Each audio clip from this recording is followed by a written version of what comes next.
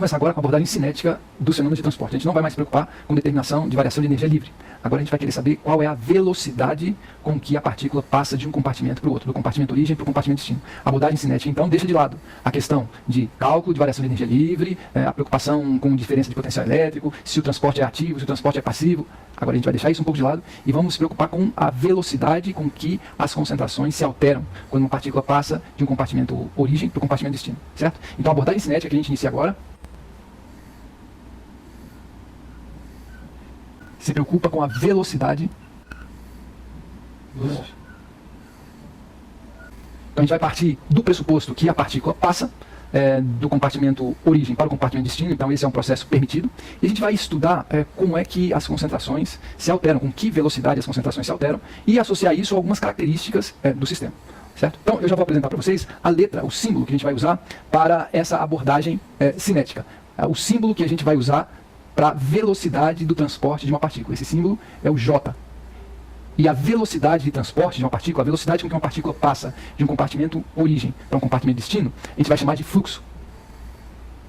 Que é uma palavra apropriada, porque fluxo, a gente pensa em fluxo de matéria. E fenômeno de transporte é movimentação de matéria, é fluxo de material. Então quando vocês virem a letrinha J, já sabe que é fluxo, é a velocidade com que a partícula passa do compartimento origem para o compartimento destino.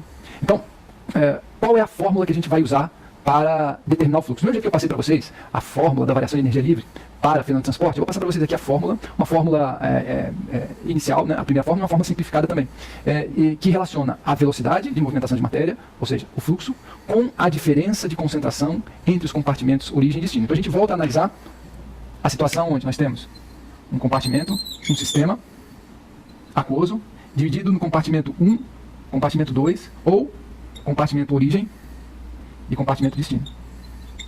E a gente vai já partir de um ponto mais para frente, a gente vai supor que esse sistema, esses dois compartimentos, são separados por uma barreira física e composta por uma fase hidrofóbica. A gente vai voltar nesse ponto. Isso aqui é uma barreira física, então é uma fase não aquosa, uma fase apolar, hidrofóbica, composta por lipídios. A gente vai voltar depois para a composição dessa fase hidrofóbica que separa os dois compartimentos na nossa caminhada para caracterizar a estrutura das membranas biológicas. No momento, o sistema que a gente vai usar para desenvolver a ideia de velocidade de transporte é o sistema com compartimento origem e compartimento destino, separados por uma barreira hidrofóbica, uma fase hidrofóbica. Eu vou supor que nesse compartimento origem eu tenho glucose na concentração de 10 milimolar. E aqui, no compartimento 2, eu tenho glucose, para simplificar a situação mais simples, 0 de concentração de glucose, 0 milimolar. Então, a glucose é uma partícula não carregada, ela só depende da diferença de concentração para que a gente descubra qual o sentido da movimentação da glucose. Ela sendo mais concentrada no compartimento 1, no compartimento origem, ela de fato vai migrar para o compartimento 2, o compartimento destino. Então, como é que a gente pode associar a velocidade do transporte, ou descrever a velocidade do transporte para um sistema desse? Fases aquosas separadas por uma fase hidrofóbica, glucose mais concentrada no compartimento origem do que no compartimento destino. Bem, essa situação é descrita, o fluxo dessa situação, a velocidade de movimentação de glucose do compartimento origem para o destino, é descrito como fluxo é igual ao coeficiente de permeabilidade. Então esse Pm é coeficiente de permeabilidade, é uma constante que depende da temperatura, depende da natureza da substância que está se movimentando e depende também da natureza da barreira hidrofóbica, e depois nós vamos voltar novamente. Primeiro eu vou fazer essa apresentação geral. Então a velocidade da movimentação de matéria é uma constante chamada de coeficiente de permeabilidade que multiplica a concentração do compartimento destino, ou compartimento 2, menos a concentração do compartimento origem, ou compartimento 1.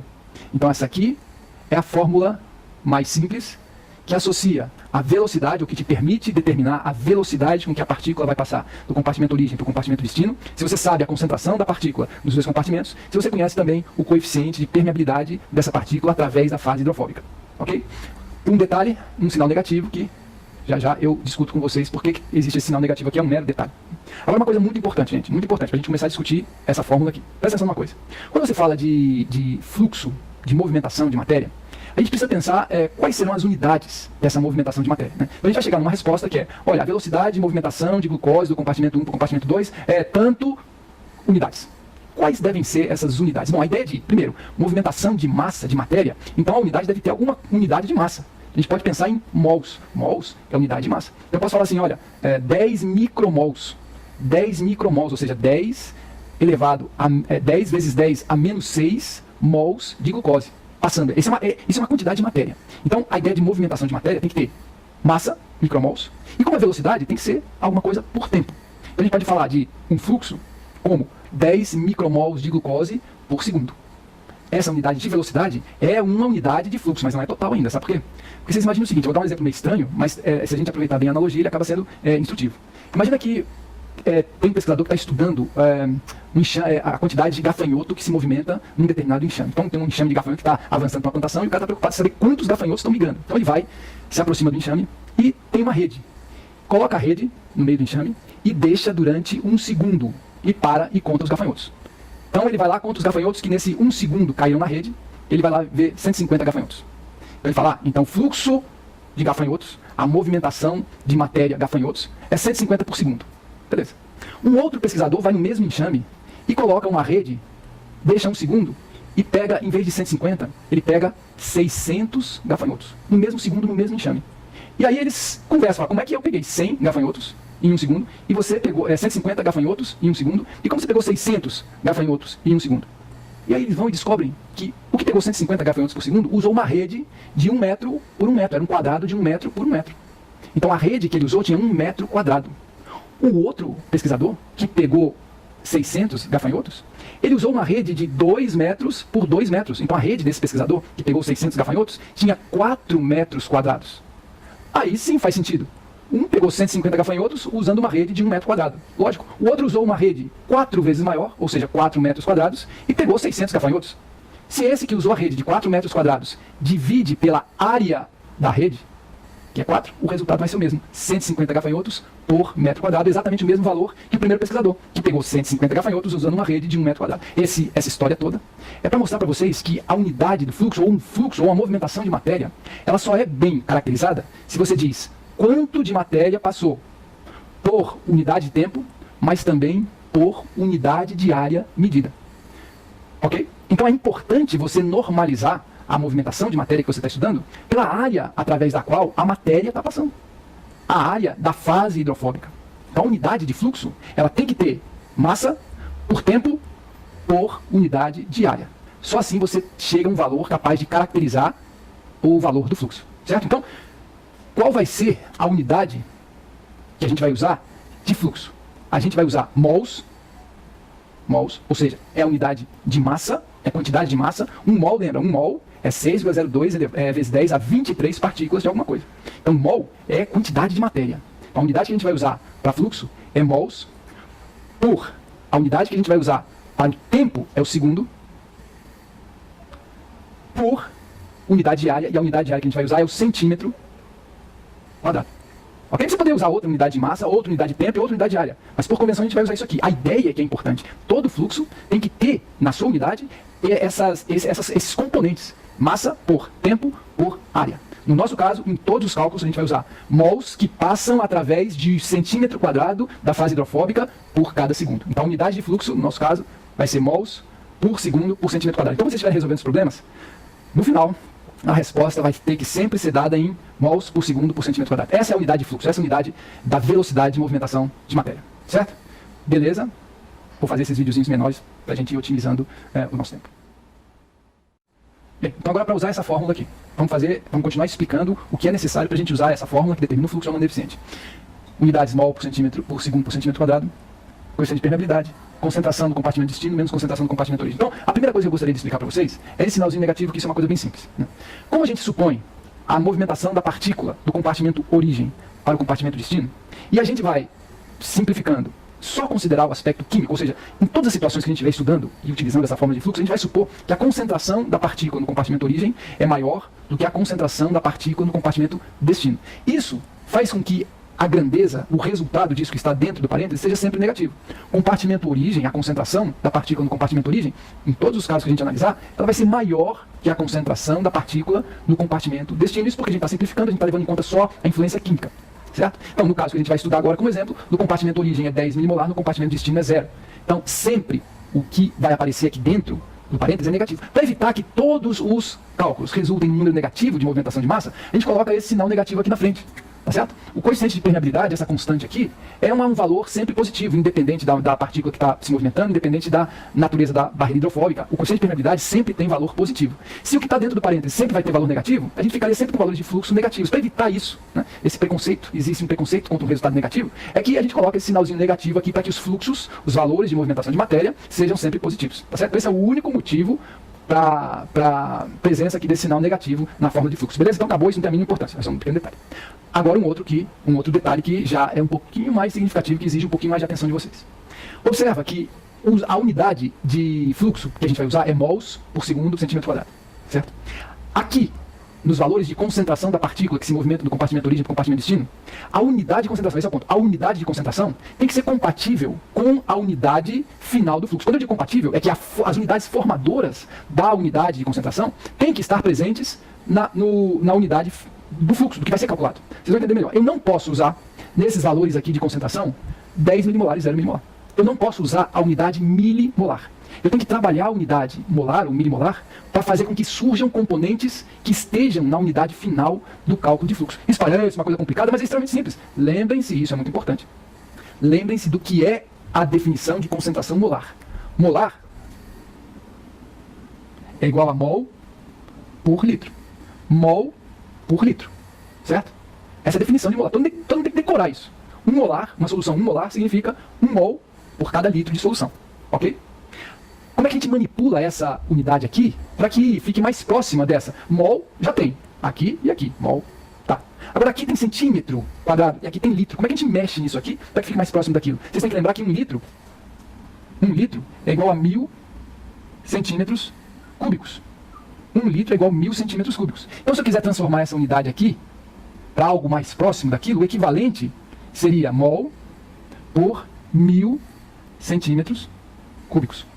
Mol por litro equivale a mol por centímetros cúbicos. Em termos práticos, como é que eu uso essa conversão? Se a concentração é dada em milimolar, eu coloco aqui 10 vezes 10 a menos 3 molar. 10 milimolar é a mesma coisa disso aqui. 10 vezes 10 a menos 3 molar. Agora, molar é a mesma coisa que mol dividido por 1000 centímetros cúbicos. Então vai ficar 10 vezes 10 a menos 3 dividido mol dividido por 1000 centímetros cúbicos. Ou seja, eu simplesmente troquei esse molar, essa unidade molar, pela mol por 1000 centímetros cúbicos. Então ficou 10 vezes 10 a menos 3, que é esse 10 mili, esse mzinho, né? 10 a menos 3. Isso vai ficar 10 vezes 10 a menos 3 mol por 1000 centímetros cúbicos. Divido 10 a menos 3 por 1000, isso aqui é igual a 10 vezes 10 a menos 6 mol por centímetro cúbico. Tá aqui. 10 vezes 10 a menos 6 é a mesma coisa que 10 micromol por centímetro cúbico. Mas a gente vai deixar assim, 10 vezes 10 a menos 6. Se vocês quiserem multiplicar esse 10, fica 10 a menos 5 mol por centímetro cúbico. Tá aqui. O que era 10 milimolar vira 10 a menos 5 mol por centímetro cúbico. Presta atenção, gente. Eu não mudei nada no sistema. Eu não coloquei nem tirei nenhuma molécula de glucose. O sistema é exatamente o mesmo. Eu estou falando de glucose no compartimento origem numa certa concentração, uma determinada quantidade de moléculas de glucose num certo volume. A única coisa que eu fiz foi alterar a unidade, a forma como eu expresso esse valor de concentração. Em vez de falar de 10 milimolar, ou seja, usar a unidade molar, eu vou usar a unidade mol por centímetro cúbico. Isso aqui é a mesma coisa. 10 milimolar é exatamente a mesma concentração, 10 a menos 5 mol por centímetro cúbico. Ok? Então, regra. Toda vez que vocês forem resolver um problema de cálculo de fluxo, cálculo de movimentação, da velocidade de movimentação de matéria através de uma fase hidrofóbica entre dois compartimentos, vocês têm que transformar os valores de concentração dessas partículas que estão se movimentando para a unidade mol por centímetro cúbico. É só a unidade mol por centímetro cúbico que vocês podem usar na fórmula de cálculo de fluxo. Por quê? Porque a unidade padrão de fluxo é mol por segundo por centímetro quadrado. Então, é mais ou menos como um comportamento, é mais ou menos exatamente isso que vocês vão ter que fazer. Antes de começar a usar essa fórmula, fluxo é igual a menos coeficiente de permeabilidade vezes concentração, primeira coisa, vocês transformem os valores de concentração de qualquer unidade que lhe seja dado, transforme esse valor de concentração para mol por centímetro cúbico. Ok? Se o valor for em molar, né, se for em molar, é muito fácil. É só dividir por 1000. É muito fácil.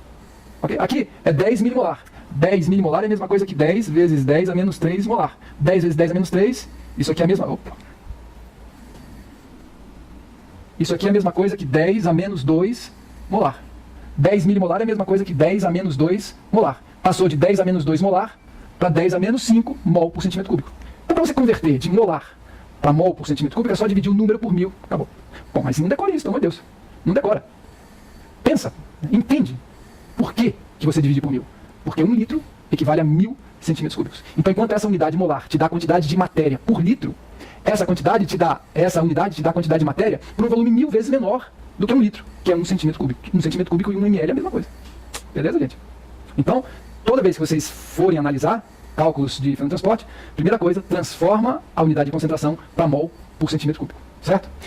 E aí, olha o que acontece. Com essa escolha de unidade de concentração, mol por centímetro cúbico, então aqui no nosso caso, como é que ficaria? Ficaria no destino, 0, mol por centímetro cúbico. No origem, 10 a menos 5, menos 10 a menos 5, mol por centímetro cúbico. Esse seria o nosso parêntese aqui. Ok? O fluxo vai ser igual a menos, meu Deus, PM vezes 0 menos 10 elevado a menos 5. Então, no nosso caso, vou tentar escrever mais organizado, o fluxo vai ser igual a menos PM vezes menos 10 elevado a menos 5 mol por centímetro cúbico. Certo? Então, eu já vou dar o valor para vocês. Então, agora, presta atenção, agora a gente vai passar por uma situação concreta. Então, agora eu vou dizer para vocês o que é essa barreira hidrofóbica que separa os compartimentos origem e destino. Então, naquele nosso sistema, compartimento origem, compartimento destino, essa barreira hidrofóbica é composta por uma bicamada lipídica. Isso é importantíssimo, né? Vocês já ouviram muito falar disso? Bicamada lipídica. A gente vai falar, vai mostrar algumas imagens dessa estrutura. Composta por... O nome é estranho, né? Mas não tão estranho assim. De palmitoil fosfatidil colina. Dipalmitoil fosfatidil colina. Isso aqui é um derivado de um óleo com 16 carbonos, um ácido graxo com 16 carbonos. Depois eu vou mostrar para vocês qual é a estrutura molecular do dipalmitoil fosfatidil colina. Mas isso aqui é um derivado de um óleo. Esse composto é capaz de formar uma barreira hidrofóbica. Esse composto aqui, quando exposto à água, ele forma bicamadas lipídicas. É como se fosse uma pequena parede, uma parede fininha, fininha, fininha, de óleo, de fase hidrofóbica, de fase apolar. Tá certo?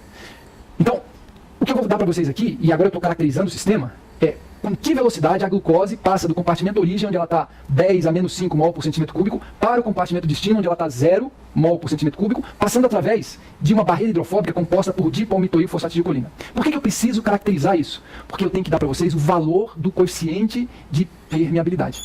Eu tenho que dar o valor do coeficiente de permeabilidade. Esse valor é 1,5 vezes 10 a menos 10. Então, o coeficiente de permeabilidade, presta atenção, o coeficiente de permeabilidade, ele vale 1,5 vezes 10 a menos 10. E esse coeficiente de permeabilidade só vale se você estiver falando de glucose passando através de uma bicamada feita de dipalmitoil fosfatidil colina. O coeficiente de permeabilidade, ele é único para a partícula e para a fase hidrofóbica, através da qual a partícula passa. Então, o coeficiente de permeabilidade tem um valor que depende tanto da natureza da partícula quanto da natureza da barreira hidrofóbica. Por isso que eu falei para vocês que a barreira hidrofóbica é esse dipalmitoil fosfatidil colina. Eu tentei caracterizar o sistema. Não é indispensável falar isso agora, mas é indispensável, ou seja, não é indispensável que vocês saibam que é dipalmitoil fosfatidil colina, não. O que é importante é que vocês lembrem que o coeficiente de permeabilidade, ele é função da partícula que está passando e por qual barreira hidrofóbica essa partícula está passando. Certo? Além, óbvio, da temperatura. Nesse caso aqui é 32 graus Celsius, mas eu não vou nem falar isso, né? Temperatura influencia tudo. Se você muda a temperatura, então, toda vez que quando eu não falar de temperatura, é porque é uma temperatura constante e um valor específico. Tá certo? Vai surgir a situação, a gente vai especular sobre qual a influência da variação de temperatura, inclusive isso é um aspecto muito interessante, né? Tem a ver com antibiótico e onofre, a maneira de você diferenciar antibiótico e onofre, é muito legal. Mas quando a temperatura for o foco da análise, eu vou chamar a atenção de vocês. Quando não for, já suponho que isso é para uma temperatura específica e fixa. Certo? Então, o nosso coeficiente de permeabilidade, o valor dele é 1,5 vezes 10 a menos 10. Fundamental, para a gente terminar. Qual é a unidade do coeficiente de permeabilidade? 1,5 vezes 10 a menos 10. Qual é a unidade que ele tem que ter? Isso é uma maneira muito simples de você chegar a esse valor. A unidade do coeficiente de permeabilidade, ou seja, desse PM, isso que eu já sei que o valor é 1,5 vezes 10 a menos 10, a unidade disso tem que ser uma unidade que, quando colocada nessa fórmula aqui, o fluxo resulte em mols por segundo centímetro quadrado. Eu sei a unidade de concentração. Eu sei a unidade do fluxo. A unidade do coeficiente de permeabilidade tem que ser aquela que, ao você operar esses dois fatores, a unidade resultante seja mol por centímetro quadrado por segundo. Certo? Isso parece um pouco complicado, mas não é muito simples, gente. Muito simples, né? Chegar à unidade do coeficiente de permeabilidade. Faça esse exercício e a primeira pessoa que responder, mandar qual é a unidade do coeficiente de permeabilidade, 1,5 vezes 10 a menos 10, o quê? A primeira pessoa que mandar ganha 1 ponto na prova. Combinado? Tá bom. Então, o que eu discuti aqui agora com vocês, nesses 2 pequenos vídeos, foi a introdução da abordagem cinética do sistema de transporte. A abordagem que se preocupa com a velocidade com que a barreira passa, com que a matéria passa do compartimento origem para o compartimento destino.